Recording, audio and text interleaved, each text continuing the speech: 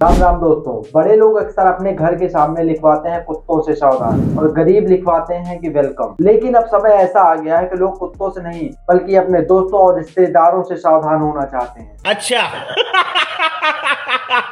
ऐसा मैं क्यों कह रहा हूँ, ये वीडियो के लास्ट तक आपको पता चल जाएगा। मैं अदर यूट्यूबर्स की तरह ये नहीं कहूंगा कि आप चैनल को सब्सक्राइब करो और वीडियो को लाइक करो। मेरी सिर्फ आपसे इतनी रिक्वेस्ट है कि आप वीडियो को लास्ट तक देखें बिना स्किप किए। अगर आपके पास टाइम ना हो तो आप वीडियो को सेव कर लो, अगर आपको अपनी और अपने फैमिली वालों की लाइफ सेव रखनी है तो। और हाँ, वीडियो देखने के बाद अगर आपको वीडियो इन्फॉर्मेटिव लगे तो चैनल को सब्सक्राइब करना और अपने दोस्तों के साथ शेयर जरूर करना। अब थंबनेल देखकर आपको शायद आइडिया लग गया होगा कि आज मैं इस वीडियो में किस टॉपिक पर बात करने वाला हूँ, लेकिन आपके माइंड में एक ख्याल जरूर आ रहा होगा कि इस टॉपिक के बारे में लगभग सबको पता है। लेकिन आज मैं आपको इनके अंदर की बातें बताऊंगा कि आखिर पढ़े लिखे लोग इनके जाल में कैसे फंस जाते हैं। अभी मैं परसों ही एमएलए वालों की टीम में 4 दिन रह के आया हूँ। एक्चुअल में मैं खुद अकाउंटिंग के काम के लिए शाहजहांपुर गया था। जिस कंपनी का नाम है आस्था एंटरप्राइजेज, जो कि एक दिल्ली की कंपनी है SHPL यानी कि सर्वश्री हट्स प्राइवेट लिमिटेड। अब आपको इस टाइप की कंपनी हर राज्य की तो बात छोड़ो बल्कि आपको हर जिले में देखने को मिल जाएगी। हालांकि ये जरूरी नहीं है कि इसी नाम की कंपनी आपको देखने को मिले, बट आपको अलग अलग नामों से देखने को मिल जाएगी। अब आपके दिमाग में एक ख्याल आ रहा होगा कि आप कैसे इनके चक्कर में फंस गए। जब मैं पहले हरियाणा में था तो मेरे पास एक कॉल आती है। वो कॉल मेरे एक बचपन के क्लासमेट की थी, जो कि मेरे साथ लगभग 6th 7th 8th क्लास में पढ़ा था। तो धीरे धीरे ऐसे ही बातों बातों में काम की बातें होने लगी। तो मैंने उससे पूछा कि आप अभी क्या कर रहे हो। तो उसने बताया कि एक मेडिसिन की मैन्युफैक्चरिंग कंपनी है जिसकी बेस ब्रांच में मैं अकाउंटिंग का काम करता हूँ। लगभग मेरी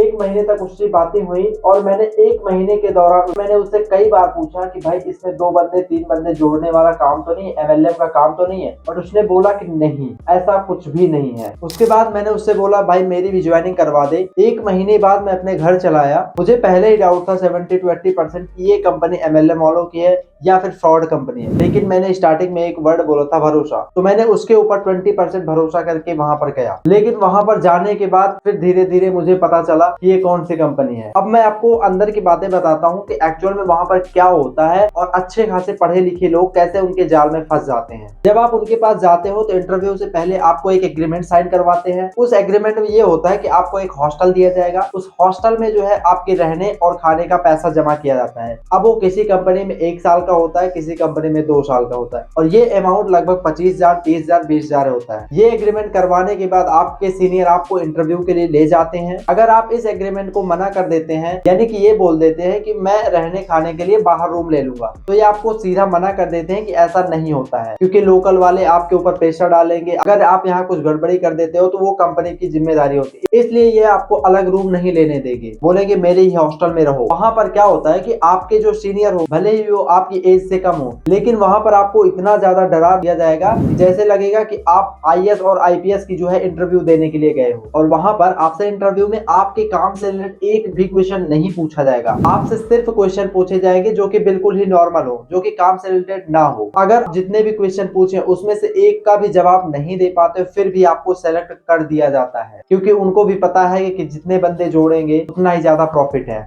तो ये सिर्फ मेरा इंटरव्यू नहीं बल्कि मैं एक रियल घटना आपको बताता हूँ। तो परसों मैं इधर आ ही रहा था तो मेरे से एक लड़का मिला जो कि पहले ड्राइविंग का काम करता था। उसको भी उसके किसी रिश्तेदार ने बुलाया था और मैंने उससे रास्ते भर में सारी चीजें पूछी। हालांकि मैं जिस कंपनी में गया था उस कंपनी में वो नहीं गया था, वो दूसरे जिले में दूसरी कंपनी में गया था। मैंने उससे रास्ते में बोला कि मैं आपकी एक वीडियो शूट करूंगा, आप इस वीडियो में बता सकते हो। उसने इस चीज को बताने से मना कर दिया। उसने इसलिए मना किया क्योंकि उसका 5,000 रुपए कंपनी वाले ने लिया था। उसने बोला कि अगर मैं वीडियो शूट करवा लेता हूँ तो कंपनी वाले मेरा पैसा नहीं देंगे। मैंने बोला चलो ठीक है भाई। उसके बाद फिर से टॉपिक पे आते हैं कि एक्चुअल में वहां होता क्या है। वहां पे सुबह सुबह आपको 4 बजे ही उठा दिया जाएगा। उठने के बाद आपको एक क्लास दी जाएगी लगभग 2 से 2.5 घंटे की, और उस क्लास में काम की बातें कम लेकिन मोटिवेशन आपको ज्यादा दिया जाएगा। वहां पर सबसे पहले 10-20 लोग खड़े हो जाएंगे और वहां पर अपना इंट्रोडक्शन देंगे, और उनका इंट्रोडक्शन भी वर्ड टू वर्ड लिखा हुआ होता है, यानी कि हर बंदा एक ही टाइप का इंट्रोडक्शन देता है। फिलहाल मैं ये इंट्रोडक्शन तो आपको नहीं दिखा सकता क्योंकि वहां पर फोन यूज करने के लिए बहुत ही ज्यादा रेस्ट्रिक्शन होती है। बताइए, इसमें पढ़ाई का माहौल है, इसमें स्कूल खुल गए हैं, लोग पढ़ रहे हैं, आप फील्ड में घूम रहे हैं। यहाँ न्याय जो गरीबों के साथ हो रहा हो, आप लड़ेंगे